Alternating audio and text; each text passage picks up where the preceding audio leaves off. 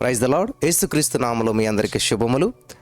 అపోస్తలుడైన పౌలు గారు కొరింథీయులకు రాసినటువంటి పత్రిక 2వ పత్రిక 4వ అధ్యాయం 7వ వచనం చూసినట్లయితే అక్కడ దేవుని వాక్యం సెలవిస్తుంది ఏంటంటే, అయినను ఆ బలాధిక్యము మా మూలమైనది కాక దేవునిదయ్యుండినట్లు మంటి ఘటములలో ఈ ఐశ్వర్యము మాకు కలదు. మంటి ఘటములలో ఐశ్వర్యం అంట. మంటి ఘటములలో మహిమైశ్వర్యం. ఇది మామూలు ఐశ్వర్యం కాదు. ఈ ఐశ్వర్యము మహిమైశ్వర్యము. హల్లెలూయా. దేవునికి స్తోత్రం కలుగును గాక. స్తోత్రం దేవ. ఈరోజు యొక్క వాక్య పెలుగులో మమ్మల్ని నడిపించి బలపరచమని యేసు నామములో ప్రార్థించి నమ్మి పొందుకుని ఉన్నాం తండ్రి, ఆమేన్.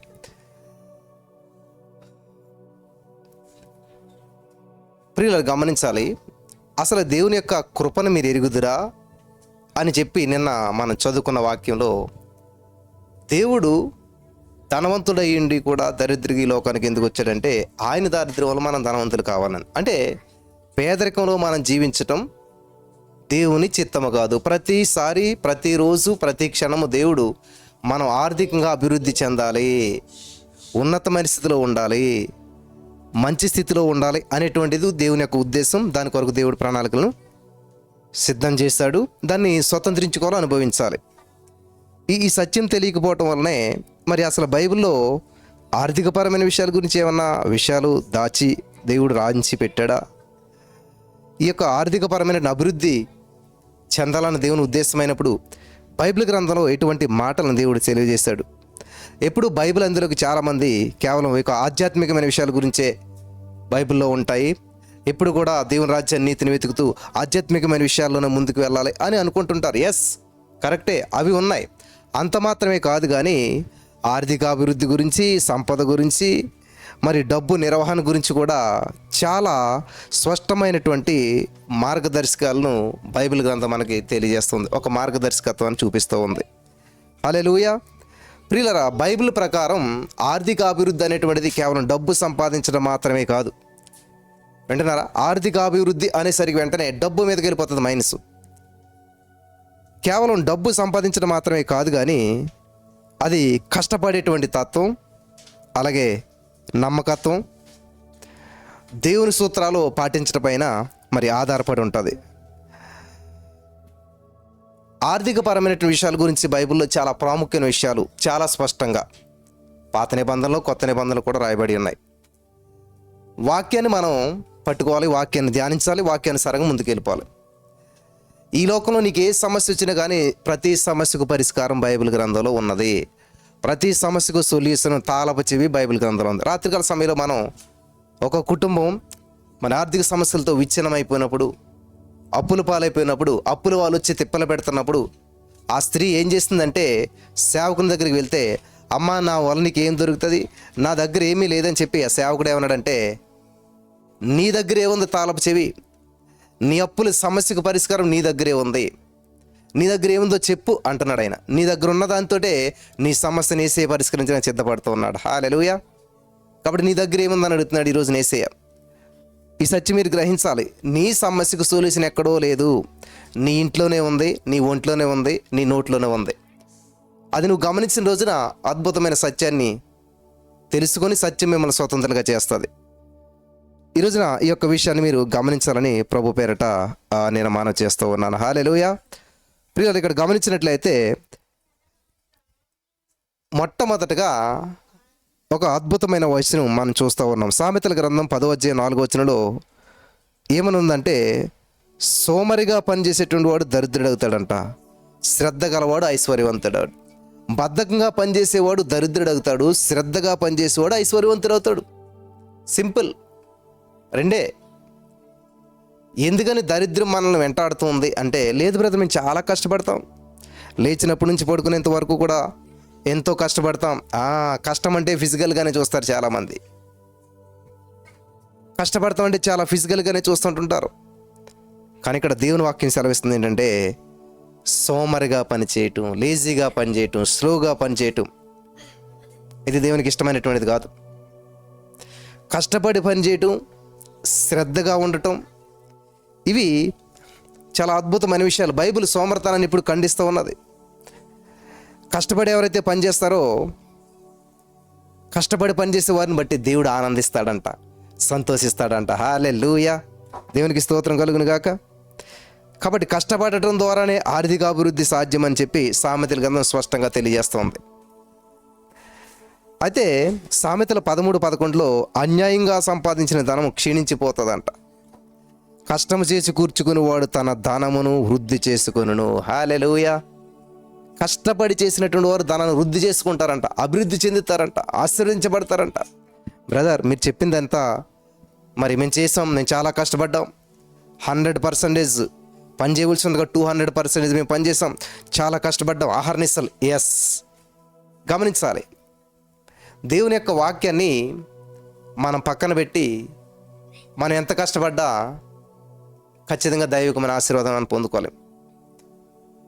దేవుని యొక్క వాక్యం ఏం సెలవిస్తుందంటే, మొదట ఆయన రాజ్యాన్ని, నీతిని వెతకాలి. అంటే కష్టపడుతున్నావు కానీ డబ్బులు సంపాదించాలను కష్టం శారీరకంగా ఈ లోకంలో ఏదో శ్రమ చేస్తున్నాం, చేయాలి, కరెక్టే. కానీ మొట్టమొదటి దేవుని సన్నిధిలో గడపాలి, దేవునికి సమయాన్ని ఇవ్వాలి. బైబిల్లో మనం చూసినట్లయితే ద్వితీయోపదేశకాండం 28వ అధ్యాయంలో ఒక అద్భుతమైన సత్యాన్ని పరిశుద్ధాత్మ దేవుడు మనకి రాయించి పెట్టాడు. ద్వితీయోపదేశకాండం 28వ అధ్యాయంలో, నీవు నీ దేవుడని యెహోవా మాట శ్రద్ధగా విని నేడు నేను నీకు ఆజ్ఞాపించుచున్న ఆయన ఆజ్ఞలన్నిటినీ అనుసరించి నడుచుకునే నెడల నీ దేవుడిని యెహోవా భూమి మీద సమస్త జనులుగా నేను హెచ్చించబడాలి, అభివృద్ధి చెందాలి, ఫైనాన్షియల్ బ్రేక్ త్రూ కావాలి, ఆర్థికపరమైన విషయాలు అభివృద్ధి చెందాలి, సమాజంలో, సంఘంలో, ఇంట బయట అన్ని విషయాల్లో అభివృద్ధి చెందాలి, మంచి పేరు సంపాదించుకోవాలనే ఆశతో మీలో చాలామంది జీవిస్తారు. అన్నిటికీ ధనం మూలం ఏదో జగత్ అంటుంటారు కదా. ఎస్, ప్రతిదానికి డబ్బులు అవసరమే. మరి ఆ డబ్బు నీకు ఒక సామెత ఉండేది లోకంలో. మనీ అనేటువంటిదంట నీకు మంచి దాసుడు, చెడ్డ యజమాని. కాబట్టి నీకు ఈ రోజున డబ్బు చెడ్డ యజమానిగా ఉన్నాడా, మంచి దాసుడిగా ఉన్నాడా? అర్థమైందా? మంచి దాసుడు ఏం చేస్తాడో మనం ఏం చెప్తే అది పని చేస్తాడు. కాబట్టి డబ్బుని నీ మంచి దాసుడిగా పెట్టుకోవాలి కానీ నీ చెడ్డ యజమానిగా పెట్టుకోకూడదు. అంటే డబ్బుని నీకు యజమానిగా చేసుకున్నావంటే చెడ్డ యజమాని నిన్ను హింస పెడతాడు, బాధ పెడతాడు, నిన్ను గాయపరుస్తాడు. అర్థమవుతుందా? కాబట్టి ఈ యొక్క డబ్బుని ఎవరైతే యజమాని, చెడ్డ యజమానిగా పెట్టుకుంటారో నీ మేలు కోరడు. కానీ డబ్బుని నువ్వు బానిసగా చూడాలి. హల్లెలూయా. డబ్బుని నీ బానిసగా, మంచి బానిసగా చూడాలి. ఏ పని చెప్తే ఆ పని, అంతే కదా. బానిస ఏ పని చెప్తే ఆ పని చేస్తాడు. అలాగే డబ్బుని నీ మంచి బానిసగా చూసినప్పుడు అద్భుతాలు చూడగలుగుతావు. ఇక్కడ మొదట దేవుని రాజ్యాన్ని, నీతిని వెతకాలని, నీ దేవుడిని యెహోవా మాట శ్రద్ధగా విని నేడు నేను నీకు ఆజ్ఞాపించుచున్న ఆయన ఆజ్ఞలన్నిటిని అనుసరించి నడుచుకునే నీడలా అప్పుడు నీ దేవుడిని యెహోవా భూమి మీద సమస్తలకు నేను హెచ్చిస్తాడు, ఆర్థికంగా హెచ్చిస్తాడు, ఆత్మీయంగా హెచ్చిస్తాడు. హల్లెలూయా. అన్ని విషయాల్లో నిన్ను హెచ్చించి అభివృద్ధి చెందించి అనేక మందికి దీవెనకరంగా చేయడానికి ఆయన ఇష్టపడుతున్నాడు. ఆమేన్. ఇది చెయ్యి మనం. దేవుడిని యెహోవా మాట శ్రద్ధగా వినం, దేవుని వాక్యాన్ని అస్సలు వినం. ఎవరికో సాక్ష్యం వచ్చింది, ఇలాగా ఫైనాన్షియల్ బ్రేక్ త్రూ వచ్చిందంట, 10 సార్లు వింటాం ఆ సాక్ష్యం. ఆ సాక్ష్యం ఎక్కడి నుంచి వచ్చింది? వాక్యం నుంచి వచ్చింది. వాక్యం వింటే, వాక్యాన్ని విని వాక్యాన్ని అమలు చేస్తే వారి జీవితంలో సాక్ష్యం వచ్చింది. కానీ మనం ఏం చేస్తామంటే వాక్యాన్ని పక్కన పెట్టేస్తాం, వాక్యానికి దగ్గరగా రాము, వాక్యానుసారంగా జీవించం,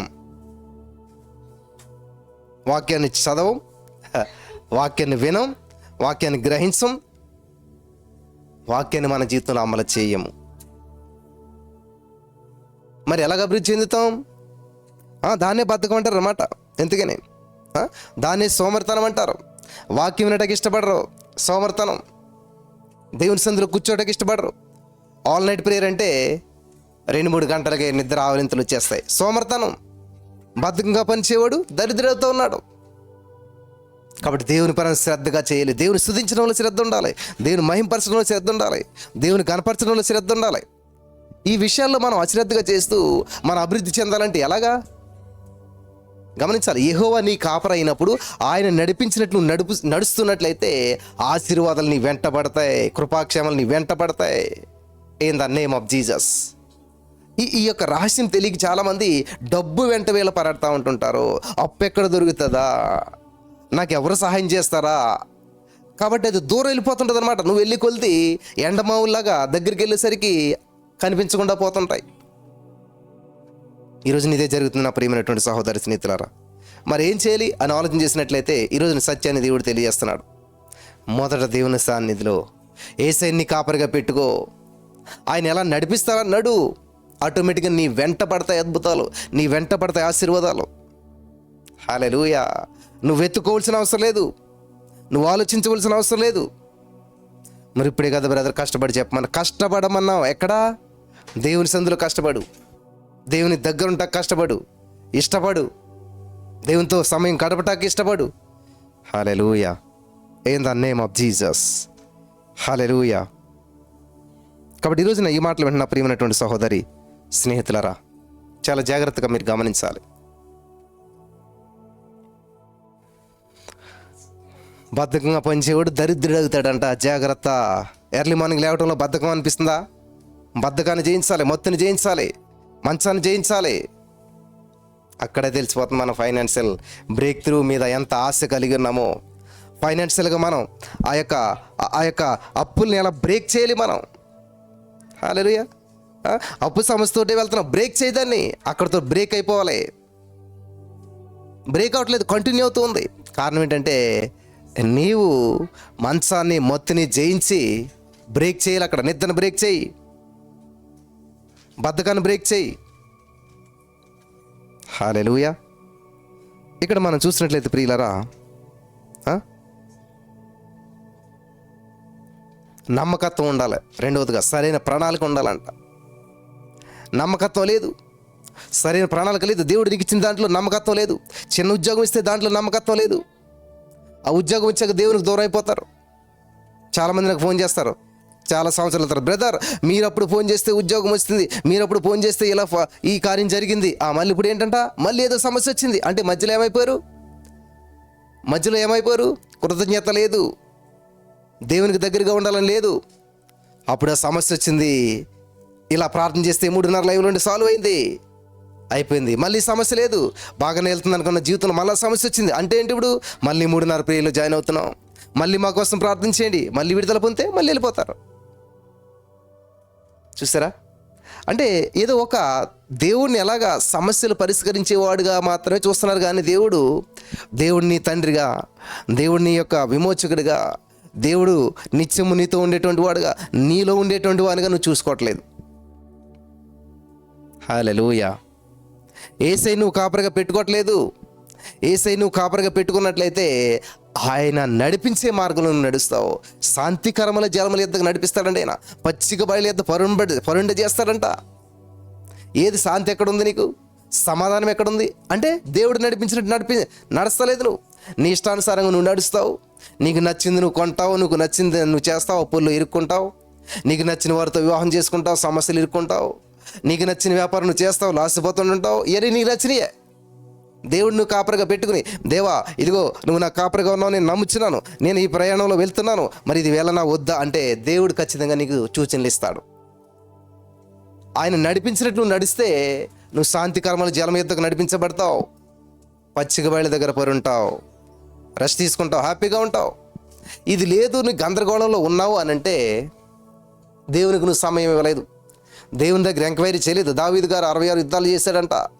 66 యుద్ధాలు విజయం సాధించాడంట. కారణం ఏంటి తెలుసా?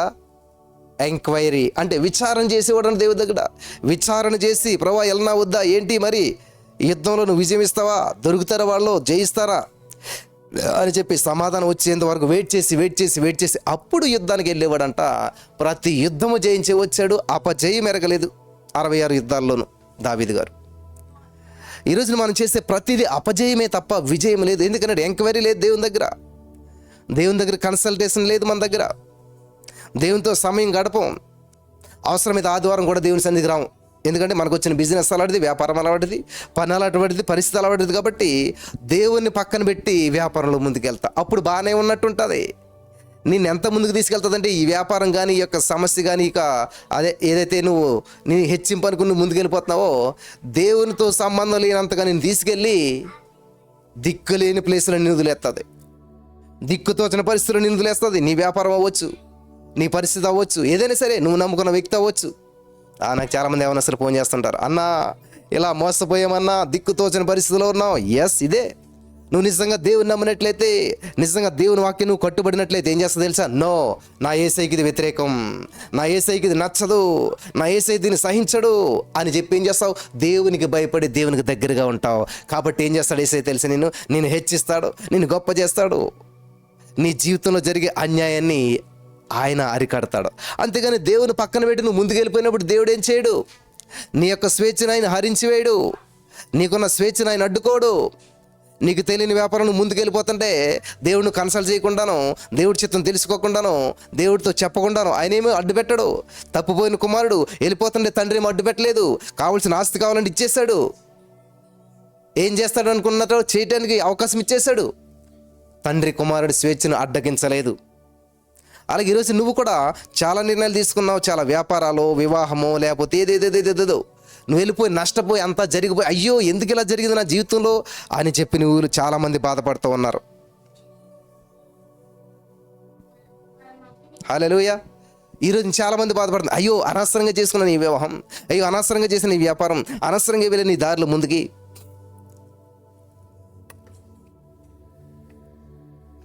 కదా, మీలో చాలామంది చాలా బాధపడుతూ ఉన్నారు. జాగ్రత్త ప్రియులారా, మన దేవుడు ఏంటంటే సమృద్ధి అయిన జీవం ఇవ్వటానికి వచ్చాడంటే, సమృద్ధి ఇస్తాడు, పొంగి పొర్లేలాగా ఇస్తాడు దేవుడు నీకు. నేను అభివృద్ధి చెందిస్తాడు, ఆశీర్వాదానికి వారసులుగా చేస్తాడు. మరి నాశనం ఎందుకు వస్తుంది? నాశనానికి కర్త వాడు దొంగ, దోచుకునేవాడు, నాశనానికి కర్త అనగా సైతానుగాడు. నిన్ను మంచి చేసినట్టు చేసి నడిపించి నిన్ను ఇరుకుల్లో పాడేసేవాడు సైతానుగాడు. వింటున్నారా? ఇదే సత్యం. దేవునికి స్తోత్రం కలుగును గాక. కాబట్టి సామెతల గ్రంథం 21:5 అక్కడ జాగ్రత్త గలవారి యొక్క యోచనలు లాభకరములు, తొందరపాటు గలవారు ప్రతి వానికి నష్టమే కలుగుతుందంట. చూస్తారా? లూకాసు వార్త 14:28 ఒక ఇల్లు కట్టే ముందు దానికి ఎంత ఖర్చు అవుతుందో మొదట కూర్చొని లెక్క చూసుకోవాలి అని చెప్పి యేసుక్రీస్తు ప్రభువు చెప్పారు. ఇది ఆర్థిక ప్రణాళిక యొక్క ప్రాముఖ్యతను తెలియజేస్తూ ఉంది. ఒకరు గోపురాన్ని కట్టాలనుకున్నవాడు తగలబడి కూర్చొని ఆలోచించుకోవాలని ఉంటుంది బైబిల్ అయితే. నేను మన భాషలో చదువుతూ ఉన్నాను, మనకు అర్థం అవటానికి. ఒకడు ఇల్లు కట్టే ముందంట దానికి ఎంత ఖర్చు అవుతుందో మొదట కూర్చొని లెక్క చూసుకోవాలి. యేసు ప్రభువు చెప్తూ ఉన్నాడు, లెక్క చూసుకోవాలి. లెక్క ఉండదు చాలామందికి. చేయండి చూద్దాం తర్వాత, పని అవ్వాలి ముందంతే, ఎంతైనా పర్లేదు, గ్రాండ్గా జరగాలి, బాగా జరగాలి, అప్పులు చేసేస్తారు. ఎలా తీరుతారంటే ఐడియా ఉండదు, అంతే. జీవితం గందరగోళం. ఆ రోజుగా పని గ్రాండ్గా ఉండొచ్చు, సక్సెస్ అయినట్టు ఉండొచ్చు, కానీ ఆ ఒక్కరోజు సక్సెస్ కోసం తర్వాత రోజులన్నీ, తర్వాత సంవత్సరాలన్నీ, తర్వాత జీవితం అంతా కూడా రోజు ఫెయిల్ అవుతూనే, రోజు సమస్యలు అనుభవిస్తూనే, రోజు నిందలు అనుభవిస్తూనే, రోజు నష్టం అనుభవిస్తూనే, రోజు కష్టం అనుభవిస్తూనే చాలామంది బ్రతుకుతూ ఉంటుంటారు ఈ రోజున. కాబట్టి నీ దగ్గర ₹1,00,000 ఉన్నాయి, అందులోనే పెళ్లి చేసుకో. 10 మందినే పిలు, 5గురినే పిలు. ఏవయ్యా నాకు పెళ్లి కవరు చెప్పలేదు అంటారు అనుకో, చెప్పలేదు అంతే, కుదరలేదు, అయిపోయింది. ఏదో 2 మాట్లాడారు, అయిపోయింది, అక్కడితో అయిపోయింది కదా. లేదు, అమ్మ అందరినీ పిలాలి, ఊరందరినీ పిలాలి, ఇంత భోజనం అంత భోజనం పెట్టి ఇంత ఖర్చు చేయాలని చెప్పి నువ్వు 10 లక్షలు అప్పు చేసి పెళ్లి చేసుకున్నావు అనుకో, అందరూ వావ్ అన్నారు ఆ ఒక్కరోజే. తర్వాత నుంచి నీ పాటలు ఎవ్వరూ పట్టించుకోరు. అర్థమైందా? అదే ఫైనాన్షియల్ మేనేజ్మెంట్ అంటే కూర్చుని తగలబడి ఆలోచించాలంట.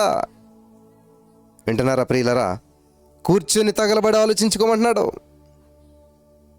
మరి ఈరోజు నీ వాక్యం వింటున్నటువంటి మీరు ఎలా ఆలోచన చేస్తూ ఉన్నారు? నమ్మకత్వం, సరైన ప్రణాళిక ఉండాలి. సరైన ప్రణాళిక. యోసేపు చూడండి, 7 సంవత్సరాల కరువుకి ముందే ఒక ప్రణాళికను వేశాడు. కాబట్టే 7 సంవత్సరాల కరువుని అవలీలగా ఎదుర్కొన్నాడు. అనేక మందికి కూడా ఉపయోగపడ్డాడు. ఆ సమస్యను తాను ఎదుర్కోవటం మాత్రమే కాదు, అనేక మంది సమస్య నుంచి బయటపడతా కూడా సహాయం చేయగలిగాడు. పౌలు శీలలు మరి స్తుతిస్తూ ఉన్నప్పుడు వాళ్ళ సమస్యలు, వాళ్ళ బంధకాలు తెగిపోవటమే కాదు, ఆ జైల్లో చుట్టుపక్కల ఉన్న వారందరూ బంధకాలు కూడా తెగిపోయాయి. In the name of Jesus.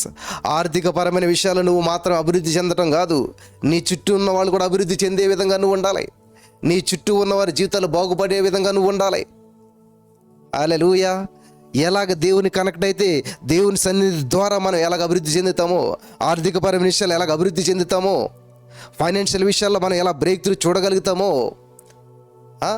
ఆర్థిక పురోభివృద్ధిని మనం ఎలా చూడగలుగుతామో అన్ని బైబిల్ గ్రంథం సెలవిస్తూ ఉంది. హల్లెలూయా. దేవునికి మహిమ కలుగును గాక. జాగ్రత్తగా వింటున్నారు కదా. ఇవి చాలా ప్రాముఖ్యమైన విషయాలు నా ప్రియమైనటువంటి సహోదరి స్నేహితులారా. ఈ యొక్క విషయాల్లో మనం సరిగా పని చేయకపోవటం వల్లనే, సరిగా ఈ యొక్క విషయాలని మనం పట్టించుకోకపోవటం వల్లనే మరి అనేక సమస్యలను ఎదుర్కొంటూ ఉన్నాం. బాగానే ఉంది, చాలామంది కష్టపడతారు, సంపాదిస్తారు, మంచి లక్షణాలు ఉంటాయి, చాలా ప్లానింగ్ ఉంటుంది, కొంతమందికి చాలా ప్రణాళిక వేసుకుంటారు.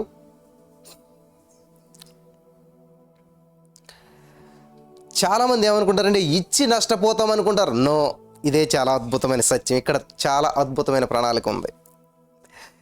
ఇచ్చే గుణం, దాతృత్వం అనేటువంటి చాలా ప్రాముఖ్యం. మూడవదిగా ఇక్కడ 3 పాయింట్లు నేను చెప్పినప్పుడే, నెంబర్ 1 కష్టపడాలి, కష్టపడి పని చేయాలి.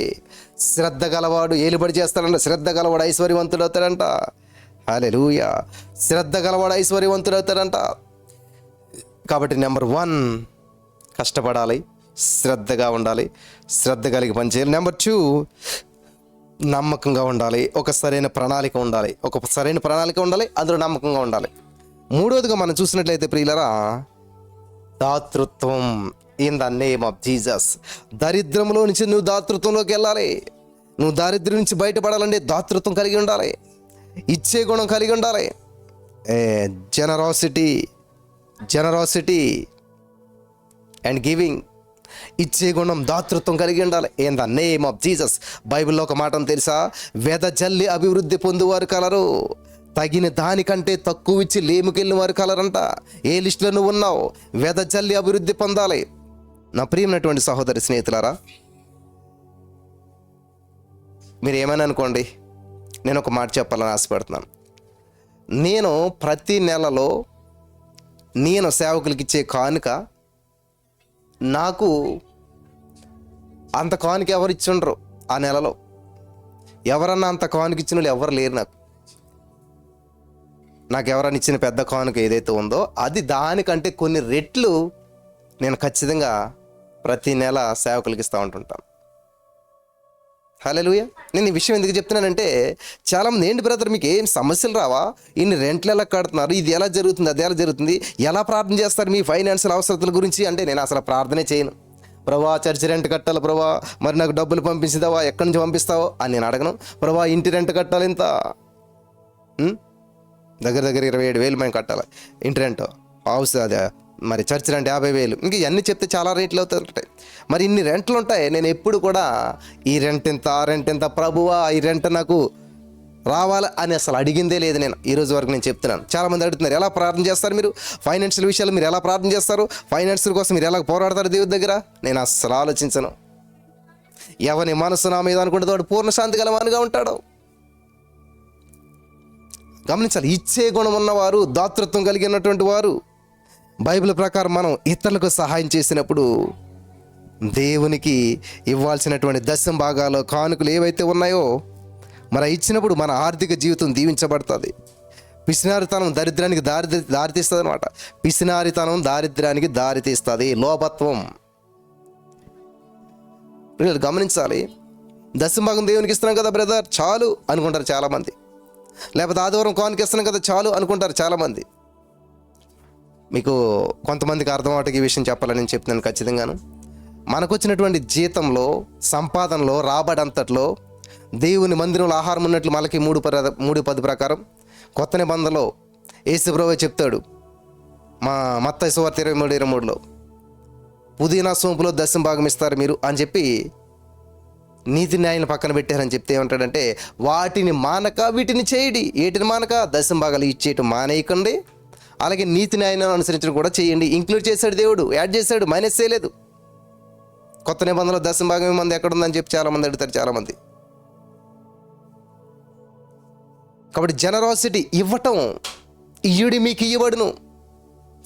నన్ను ఒక ప్రశ్న అడిగారు అనమాట. ఏంటి ఆ ప్రశ్న అంటే, బ్రదర్ మరి దశమ భాగాలు మేము ఎక్కడ ఇవ్వాలి అని ప్రశ్న వేశారు. నేను గతంలో ఒక మెసేజ్ చెప్పినట్టు ఏం చెప్పానంటే, మీరు నిజంగా రెగ్యులర్గా మీ చర్చికి వెళ్తూ ఉన్నారు, చర్చిలో విని వాక్యం బలపడుతూ ఉన్నారు, లేదా ఎప్పుడన్నా ఎక్కడన్నా ఎవరన్నా మరి పెద్ద మీటింగ్ జరిగినప్పుడు వెళ్ళారు అనుకోండి, ఏం చేయాలి? ఆ మీటింగ్లో మీరు ఏదో కానుక వేసుకుంటే స్పెషల్ కానుక అది. యాక్చువల్గా మీరు రోజు వాక్యం ఎవరైతే విని బలపడుతున్నారో వాళ్ళకి మీ దశమ భాగం ఇచ్చుకోవాలి. రోజు ఏ హోటల్లో ఫుడ్ తింటున్నారో అక్కడ బిల్లు కట్టుకోవాలి. అలా కాకుండా కొంతమంది కొన్ని మొక్కుబడులు చేసుకుంటుంటారు. ఇదిగో నేను ఇది ఇలా చేస్తాను, నేను ఇలా ఉంటాను అని చెప్పేసేసి. మరి ఆ మొక్కుబడికి తగ్గట్టుగా కొంతకాలం చేస్తారు. చేసిన తర్వాత ఏమవుతుందంటే, వాళ్ళు ఇప్పుడు ఆ ఊర్లో ఉంటే అక్కడ సపోర్ట్ చేయాలి చర్చికి, కానీ ఏమైంది, సడన్గా ట్రాన్స్ఫర్ వచ్చింది, మారారు, లేకపోతే ఎక్కడికో వెళ్ళారు. మరి వాళ్ళ పరిస్థితి ఏంటి అప్పుడు? నేను అక్కడ మొక్కురానే ఇక్కడికి ట్రాన్స్ఫర్ చేశానంటే, మా ఊర్లో హోటల్ ఉంది, ఆ హోటల్లో మంచిగా ఉంటుంది అని చెప్పి నువ్వేం చేస్తావు? వేరే ఊరు హోటల్లో ఫుడ్ తిని మీ ఊరు హోటల్లో బిల్లు కట్టలేవు కదా. ఎక్కడ హోటల్లో ఫుడ్ తింటామో అక్కడ బిల్లు కట్టాలి మనం. అలాగే ఈ యొక్క దేవుని యొక్క వాక్యము ఎక్కడైతే విని ఉపదేశం పొందువాడంట ఉపదేశించువానికి ప్రతి వానిలో భాగం ఇయ్యాలని ఉంది దేవుని వాక్యం. నువ్వు ఏ వాక్యం అయితే విని బలపడుతున్నావో, ఏదైతే నేను బలపరుస్తుందో, ఏదైతే నేను స్థిరపరుస్తుందో అక్కడ ఇవ్వాలి నీ దశమ భాగం. లేదు బ్రదర్ వారానికి ఒకసారి ఇక్కడికి వెళ్తాం లేకపోతే అక్కడికి వెళ్తామంటే అక్కడ కూడా ఇవ్వాలి. ఎలాగా? నీకు నచ్చింది, నీకు ప్రేరేపించబడింది. వింటున్నారా? చూడండి, మనం బంధువులు స్నేహితులు వచ్చినప్పుడు పెళ్ళికో భోజనం పెడతాం అందరికీ కదా, స్పెషల్ భోజనం పెడతాం. కానీ మన ఇంట్లో రోజు భోజనం ఉంటుంది. మన ఇంట్లో వాళ్ళకి రోజు భోజనం పెడతాం. మన ఇంట్లో వాళ్ళకి పెట్టే భోజనం వేరు, ఎప్పుడన్నా స్పెషల్గా వచ్చే వాళ్ళకి పెట్టే భోజనం చాలా వెరైటీగా ఉంటుంది, అద్భుతంగా ఉంటుంది. అలాగే నువ్వేదైనా స్పెషల్గా ఎవరికన్నా ఇవ్వాలి చేయాలనుకున్నప్పుడు ఇవ్వచ్చు, అది వేరు. కానీ ఎక్కడైతే నువ్వు రెగ్యులర్గా పోషించబడుతూ ఉన్నావో, ఎవరైతే నీ గృహమని నువ్వు అనుకుంటున్నావో, ఎవరైతే మరి నీ యొక్క స్పిరిచువల్ గైడ్గా నువ్వు పెట్టుకున్నావో, ఆధ్యాత్మికమైన విషయాల్లో నీ జీవితం బాగుపడటానికి, ఒక అభివృద్ధి చెందడానికి ఆధారంగా నువ్వు పెట్టుకున్నావో అది గమనించాలి. ఇదంతా నీ మైండ్కి సంబంధించింది, నీ మనసుకు సంబంధించిన విషయం. హల్లెలూయా. అదే ఇక్కడ దేవుడు సెలవిస్తున్నటువంటి మాట అన్నమాట. ఏమనంట, సామెతల గ్రంథం 11:24లో, ఒకడు వెదజల్లి అభివృద్ధి పొందును, ఇంకొకడు అన్యాయంగా బిగబట్టి లేమికి వచ్చును. వెదజల్లి అభివృద్ధి పొందువారు కలరు, తగిన దానికంట తక్కువ ఇచ్చి లేమిడికి వచ్చేవారు కలరు. సో ఈ రోజున మీకు అర్థమవుతూ ఉన్నది. ఏం చేస్తున్నారు మీరు? నేను మరి జాబ్ చేసేటువంటి సమయంలో ఏం చేస్తానంటే, ఆదివారం ఇచ్చేటువంటి కానుకను వేరుగా పెట్టుకునేవాడిని, ఆదివారం సెపరేట్గా ఇచ్చేవాడిని. అలాగే ఎవరన్నా సేవకుల మధ్యలో దర్శించడానికో లేకపోతే ఏదైనా మీటింగ్కో వెళ్తే అక్కడ వేరేగా కానుక వేసేవాడిని. నా శాలరీలో వచ్చిన దశమ భాగం అంతా సెపరేట్గా పెట్టేవాడిని. దశమ భాగంలోంచి తీసి ఆదివారం కానుక, దశమ భాగంలోంచి తీసి ఏదైనా సేవకులు తాళ్ళకి ఇవ్వడం అలా చేయలేదు. దేనికి దానికి సెపరేట్గానే చేసేటువంటి వాడిని. పిల్లలు గమనించాలి, ఏదేనులో ఒక నది ఉన్నదంట, అది రాను రాను 4 పాయలు అవ్వింది. సో నీ ఇన్కమ్ 4 రకాలుగా విస్తరించబడాలి. దేవుని యొక్క వాక్యం ఇక్కడ సెలవిస్తుంది ఏంటంటే, ఇచ్చే గుణం జనరాసిటీ, వెదజల్లి అభివృద్ధి పొందువారు గలరు. అదేంటి, వెదజల్లితే నష్టపోతాం కదా, ఇస్తే నష్టపోతాం కదా అనేటువంటి మనస్తత్వం ఉంటుంది చాలామందికి. ఇయుడి మీకు ఇయ్యబడును, వెదజల్లితే అభివృద్ధి పొందుతాం, వెదజల్లితే అభివృద్ధి పొందుతాం. రైతు పంటలో విత్తనాలు ఏం చేస్తాడు? వెదజల్లుతాడు. మట్టిలో పడేసినట్టే అనిపిస్తుంది అవి, కానీ కొంతకాలానికి ఎన్ని విత్తనాలు అయితే జల్లాడో దానికి 100 పంటను కోసుకుంటాడు. హల్లెలూయా. దేవునికి స్తోత్రం. ఈ సత్యాన్ని మీరు గ్రహిస్తున్నారని నేను నమ్ముచున్నాను. దేవునికి స్తోత్రం కలుగును గాక. మలాకీ గ్రంథం 3:10లో, దేవుని మందిరంలో ఆహారం అన్నట్లు దశమ భాగములను తెచ్చినప్పుడు ఆకాశపు వాకిళ్లను విప్పి పట్ట జాలనంత దీవెనలను కుమ్మరిస్తానని చెప్పి దేవుడు సెలవిస్తూ ఉన్నాడు. పట్ట జాలనంత, నువ్వు పట్టుకోలేనంత, నువ్వు దశమ భాగం ఇచ్చినట్లయితే పట్ట జాలనంత, పట్టుకోలేనంత దేవుని కుమ్మరిస్తానని సెలవిస్తూ ఉన్నాడు. చాలామంది దీన్ని కామెంట్ చేస్తారు, వ్యతిరేకిస్తూ ఉంటుంటారు. దీన్ని మరి పట్టించుకోరు చాలామంది. సరే ప్రియులు గమనించాలి, దేవుని యొక్క వాక్యంలో చాలా సత్యాలు దాగి ఉన్నాయి. ఇక్కడ వాక్యం ఏం సెలవిస్తుంది, ఇది వాక్యంలో ఉందా లేదా చూడాలి. మనం దాన్ని మనస్ఫూర్తిగా ఫాలో అవ్వాలి. నా జీవితంలో నేను ఫాలో అవ్వాను, అమలు చేశాను, అభివృద్ధి చెందాను, దీవించబడుతున్నాను, దీవించబడుతూనే ఉంటాను. హల్లెలూయా, దేవునికి స్తోత్రం. పౌలు గారు ఒక మాట అంటాడు, దీన స్థితిలో ఉండి ఎరిగినాను, సంపన్న స్థితిలో ఉండి ఎరిగినాను. చూసారా? సో మనం కూడా అభివృద్ధి చెందాలి, దేవుని యొక్క ఉద్దేశం అది. దీన స్థితిలో ఉండిపోవడం దేవుని ఉద్దేశం కాదు. సంపన్న స్థితిలోకి, అప్పుల సమస్యలో ఉండడం దేవుని యొక్క ఉద్దేశం కాదు. ఆర్థికమైనటువంటి అభివృద్ధిలోకి నువ్వు రావాలి. Thank you Jesus. ఇక్కడ మూడోది ఏంటంటే ఇచ్చే గుణం కలిగి ఉండాలి, దాతృత్వం కలిగి ఉండాలి. నాలుగోది ఏంటంటే అప్పుల విషయంలో జాగ్రత్తగా ఉండాలి. డెప్ట్ మేనేజ్మెంట్, అప్పులు మేనేజ్ చేయటం రావాలి. బైబిల్ అప్పు చేయడానికి ప్రోత్సహించదు ప్రియులారా. అప్పు చేయడం వల్ల వచ్చేటువంటి స్వేచ్ఛ, అప్పు చేయడం వల్ల ఏమవుతుందంట, స్వేచ్ఛ కోల్పోతామని బైబిల్ హెచ్చరిస్తుంది. అప్పు ఇచ్చేటువంటి వాడు, అప్పు తీసుకున్నటువంటి వాడికి మధ్య రిలేషన్ ఎలాగ ఉంటుందో తెలుసా? ఎప్పుడైతే నువ్వు అప్పు తీసుకున్నావో, అప్పు ఇచ్చినటువంటి వానికి అప్పు తీసుకున్నవాడు దాసుడు, బానిస అయిపోతున్నాడు. అంటే నీకు స్వేచ్ఛ ఉండదు, ఇంకా నీ నిర్ణయం నువ్వు తీసుకోలేవు, ఒక బానిస జీవితంలోకి వెళ్ళిపోతావు. ఇది సత్యం. సామెతలు 22:7 ఐశ్వర్యవంతుడు దరిద్రుని ఏలును, అప్పు చేయవాడు అప్పిచ్చువానికి దాసుడు. అయిపోయింది. చూసారా? బైబిల్ గ్రంథం అప్పును ప్రోత్సహించటలేదు, అప్పు నుంచి విడుదలను ప్రోత్సహిస్తుంది. దయచేసి అప్పులు చేయొద్దు, అప్పులు ఇవ్వద్దు. ఎవరిని బానిసలుగా చేసుకోకండి, ఎవరికి బానిసలుగా ఉండకండి. దేవునికి స్తోత్రం కలుగును గాక. చివరిగా ఒక విషయాన్ని చెప్పి నేను ముగిస్తాను. సంతృప్తి ఉండాలి, సాటిస్ఫాక్షన్. ధనాపేక్ష లేకపోవడం, ధనం మీద ఆశపడద్దు, ధనం సంపాదించే ప్రయాసపడకము. అటువంటి ఆలోచన కలిగిన రెక్కల ధరించి ఎగిరిపోతుందని చెప్పి దేవుని వాక్యం సెలవిస్తుంది. ఆర్థిక అభివృద్ధి మంచిదైనప్పటికీ ధనాపేక్ష, డబ్బుపై మితిమీరిన వ్యామోహం కీడుకు మూలం అని చెప్పి బైబిల్ గ్రంథం మనకు చాలా స్పష్టంగా హెచ్చరిక చేస్తుంది. దేవుని మీద నమ్మకం ఉంచి ఉన్నదానితో సంతృప్తిగా ఉండటం ముఖ్యం. చాలా విషయం, చాలా మంచిది. 1 తిమోతి 6:10 ఎందుకనగా ధనాపేక్ష సమస్తమైన కీడులకు మూలము, కొందరు దాన్ని ఆశించి అనేక వేదనలతో తమ్మును తామే పొడుచుకునిరి. ధనము కాదు, ధనాపేక్ష. ధనము వేరు, ధనాపేక్ష వేరు. ధనము లేకపోతే పని జరగదు. ధన ఆపేక్ష, ధనము పైన ఆపేక్ష ఒక మనసులో ఉంటుందన్నమాట. అలా కాకూడదు, అది కాదు. డబ్బు లేకపోతే పని అవ్వదు. కానీ ధనాపేక్ష కీడుకు మూలం, ధనం కాదు మూలం.